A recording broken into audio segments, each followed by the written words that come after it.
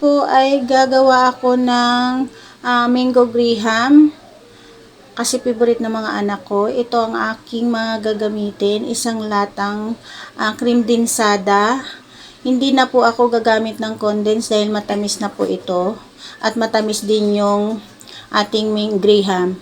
And then may tatlo akong all-purpose cream. Haluin lang mabuti at yun ang ating ilalagay na pinaka-sauce ng ating mango graham.